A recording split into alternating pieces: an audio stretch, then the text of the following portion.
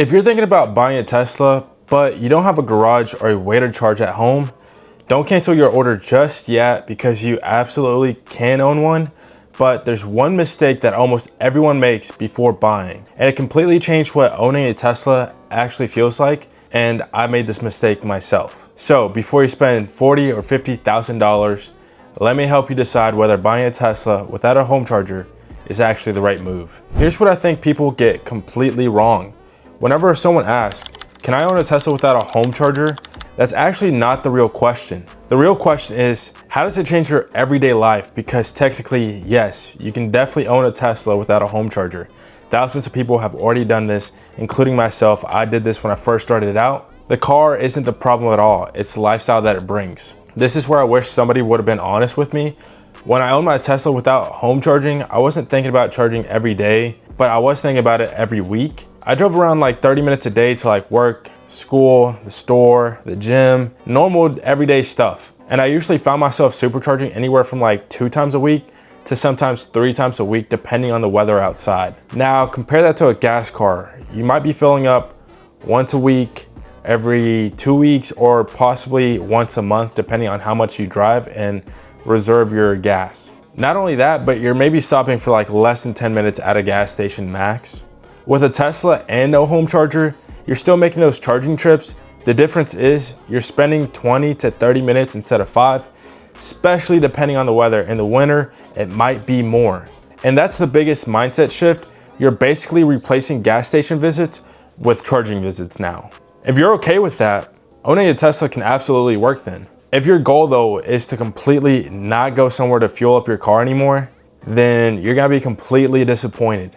The big mistake is buying your car thinking your life won't change, because it will. Not like dramatically, but enough that you'll notice. Now, instead of asking, do I need gas? You're asking, should I supercharge tonight or tomorrow? Can I make it until Friday? Do I have enough for work? Eventually that becomes normal, but no one really tells you that before buying. By the way, if you're getting close to ordering your Tesla, I actually made a Tesla delivery checklist that covers everything I wish someone would have shown me before I picked mine up. Paint, interior, charging, software, panel gaps, literally everything.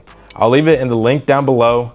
Now, back to the video. Now, if you still want the car, here's exactly what I would do. First, see if your apartment has chargers.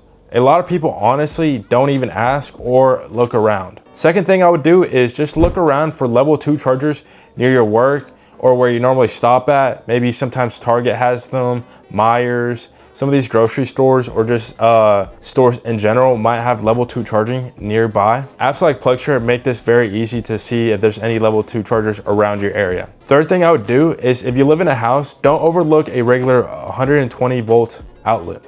It's slow, really slow, but overnight it might actually just cover your daily commute. If you're only driving 30 or 40 minutes a day, that little outlet can honestly save your supercharging way more often than you'd expect. Now here's where I think people deserve an honest answer. If you drive 150, 250, 200 miles a day and you have 0 charging anywhere near you, I probably wouldn't recommend buying a Tesla, at least not yet. Eventually you're just gonna spend too much charging, and eventually you're just going to resent your car. And that's not really Tesla's fault, that's just your situation, unfortunately. Sometimes just waiting until you move or until charging becomes easier is the smarter financial decision. On the other hand, if you have superchargers near you or level 2 charging at work, or somewhere that you go often, then I would absolutely consider this as an option, because once you adjust, everything else about Tesla ownership is still there. The quiet ride, software, phone key, acceleration, the charging network, FSD if you choose to get it. So would you buy a Tesla without home charging? My answer, personally, yes. But only if you're buying it with the right expectations. Don't expect it to behave exactly like the gas car. Expect a small lifestyle adjustment, because once you accept that, the ownership experience becomes a whole lot better. And honestly, I wish someone had explained this to me exactly like this before I bought one. I still would have gotten one, but I would have at least expected it before then. If this video helped you make a better buying decision, my referral link is down in the description below. It's gonna give you 3 full months of FSD. That's $300 worth of free money. So it would only help you out, and it would help me out a ton. I've also linked some of my favorite Tesla accessories down in my Amazon storefront if you're curious what I would actually buy. And finally, if you want to join the community outside of YouTube, my free email list is down below as well. It's only gonna help me improve my content, connect with you guys a little bit more, and help me become a better full-time creator. So if you guys enjoyed this video, give it a thumbs up, subscribe, and besides that, the future looks electric, guys.